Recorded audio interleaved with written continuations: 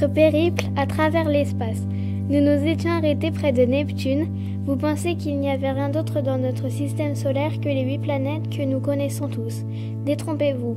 En continuant votre chemin, vous découvrez qu'une autre ceinture s'étend au-delà. Une ceinture semblable à celle d'astéroïdes que vous avez déjà traversée, mais 20 fois plus grande.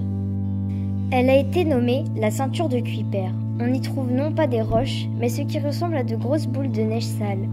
De temps en temps, suite à une collision par exemple, certaines de ces boules de neige sont arrachées à leurs orbites. Elles se retrouvent déstabilisées et chutent vers le Soleil. Le rayonnement du Soleil les frappe de plus en plus violemment et ces boules finissent par se sublimer, c'est-à-dire qu'elles passent directement de l'état solide à l'état gazeux sans passer par la phase liquide.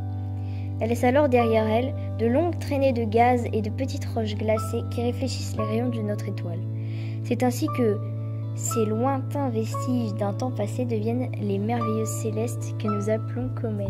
Vous poursuivez votre route. Là, face à vous, un réservoir de milliards de comètes potentielles forme un immense nuage qui semble enfin marquer la limite entre le royaume du Soleil et celui des autres étoiles. Ce réservoir est appelé le nuage d'Oort et sa taille est stupéfiante. Vous êtes enfin arrivé à la frontière de notre système solaire. Vous contemplez le cœur battant, une étoile qui brille plus fort que les autres. Elle a été découverte en 1915.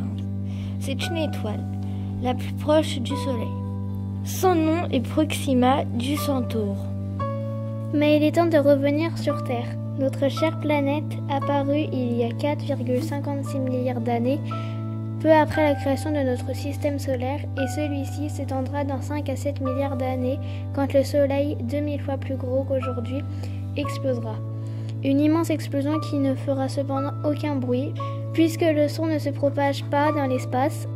Un cataclysme silencieux marquera la fin de notre étoile, ainsi que des 8 planètes qui gravitent autour d'elle. Nous espérons que votre voyage virtuel vous a plu et que vous avez découvert certains aspects de notre système solaire. Nous pouvons conclure que nous ne sommes rien d'autre que des grains de poussière, perdus dans une immensité qui nous dépasse.